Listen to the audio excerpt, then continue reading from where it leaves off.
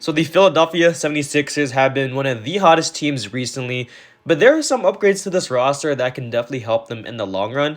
More specifically, they need an upgrade at the backup center position, as Montrezl Harrell and Paul Reed, although Paul Reed actually has some potential to become a good backup center, Montrezl Harrell, I mean, he hasn't shown the ability to play the backup center spot that well, and he's heavily undersized at the position. I mean, he's more of a traditional 4 instead of a 5. So realistically, the Sixers are in the market for a more traditional center that can just hold their own in the paint and just basically that can grab rebounds, someone that's going to hold the interior, play some defense, and that's pretty much it. So yeah, with the Sixers, they're going to be looking for some players, and today I have 2 players that the Sixers could trade for ahead of the trade deadline, what it's going to be looking like, and overall how they impact the team. So we'll get into it right now. So player 1 is Andre Drummond. Now, I feel like Drummond and a lot of the Sixers community on Twitter definitely want him on the roster. I mean, Drummond, I know he was here with the Sixers a couple seasons back, or maybe I think it was last season with the Ben Simmons trade. So yeah, Drummond over the season, he's averaging around 6 points per game, 6.5 rebounds per game on around 61% shooting from the field. Now, looking at his minutes played per game, I mean, he's only playing around 13 minutes per game. So in that small sample size, I mean, that's not really that horrible. I mean, 61% field goal shooting is actually pretty good. 6 points and around maybe 7 rebounds per game. You can round that up. So, yeah, I mean, Drummond, in the limited playing time he's getting, is actually playing pretty good. Obviously, like I said, Drummond previously was on the Sixers, but then got dealt to the Nets in the Ben Simmons deal. First, they get a proven center, and they already know what they're going to be getting out of Andre Drummond. I mean, they already had him previously the last season, so they already fully know what they're going to be getting from Drummond.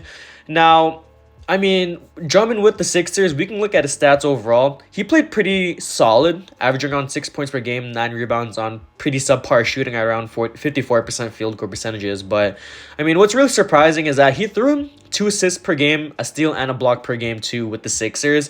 That's something that might become relevant if he comes to the Sixers this season. I mean, with Tyrese Maxey coming off the bench and Drummond, I mean, maybe I feel like Drummond's a more underrated passer than people really think he is. So, I don't know. I mean, with Tyrese Maxey, it could definitely be a pretty interesting bench unit. And, you know, with Tyrese Maxey having some basically starter minutes off the bench, I mean, we'll see what happens with lineups and stuff. And if they keep Niang, if they keep Matisse Thybulle. But if they add Andre Drummond to the bench unit of the Sixers, I mean, that lineup would definitely be one of the more deadlier bench units I've seen in a while this season. So like I said, he's a proven center that can rebound the lights out of the ball. I mean, he's a rebounding machine. And essentially, at this point in his career, he's basically a second string center that's going to be playing backup. I remember the Detroit Pistons days where he's been, you know, rebounding the ball. I mean, and he was basically a star. I think he was an all-star for a couple seasons. So, yeah, he's basically past those days. I don't really think he can get back to those days unless some sort of miracle happens, but I really doubt it. So, yeah, I don't know. I think Drummond, he's the perfect match for the Sixers team who just need a big body down in the paint. Basically protect the interior while also rebounding the ball. That's really all they really need. I mean, Montrezl Harrell, he hasn't been too great with the Sixers. And, you know, the signing initially I thought was pretty good. But, you know, looking at it right now and just overall reviewing what the Sixers have done with Montrezl Harrell, it's just not looking too good right now for Harrell and his future with the Sixers. So, offensively, you wouldn't get much out of him, but I mean, like I said, Tyrese Maxey come off the bench with that playmaking ability.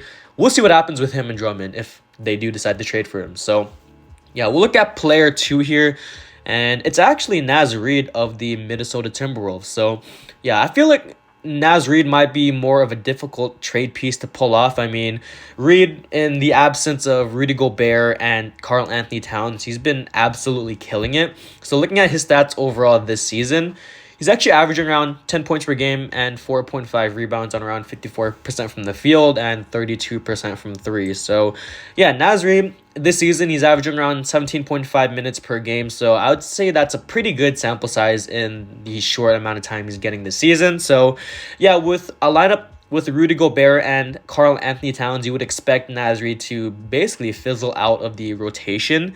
But I mean, both those guys have been very injury prone, so Naz Reid has been able to take over some games. And I know he's been actually good in some games, but majority of the season he's been pretty subpar. So really, the thing you're looking for here with Naz Reid is the floor spacing, as he's a pretty good floor spacer at his position. I mean, he is 6'9", shooting the three ball, 32% from three, not too great, but also not too bad for a center. So you got to cut him some slack there. Compared to Drummond, I mean, he's more offensive-oriented compared to Drummond, where he's more of a rebounding-oriented guy. But with Naz Reid, I mean, he's running in transition, someone that's going to be getting the ball a lot easier in the hoop compared to Drummond. But yeah, you take your pick here if you want Drummond for more rebounding and someone that's going to be holding the interior, or a guy like Naz Reid who can space out the floor and could provide some rebounding at some times and even some blocks. But that's basically it. So yeah. Ultimately, both these guys would be great additions to the team and would give the Sixers a better chance at the title, since looking at it right now, they probably are the favorite to win it all right now.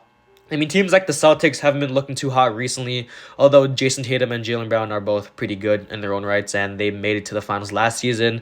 Milwaukee, they're still a powerhouse team. The Nets, I know with KD and Kyrie and Nick Claxton, basically, that team's going to be a team to watch out for. And even in, the East, Cleveland is a team to watch out for. The Pacers, even though they are out of playoff contention, they're still a team to watch out for. So yeah, you guys can let me know what you guys think about these two players coming to the Sixers. I mean, I think Andre Drummond is definitely a guy they can attain pretty easily.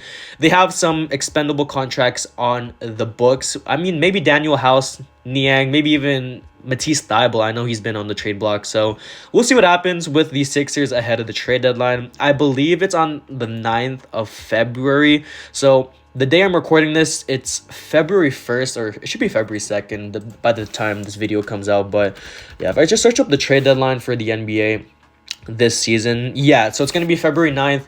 The Sixers do have a couple days left before that. So we'll see what happens with the Sixers ahead of the trade deadline. That's the end of the video. You guys let me know what you guys think about this type of trade for the Sixers. Do you guys like it? Do you guys dislike it? Will you change? That's the end.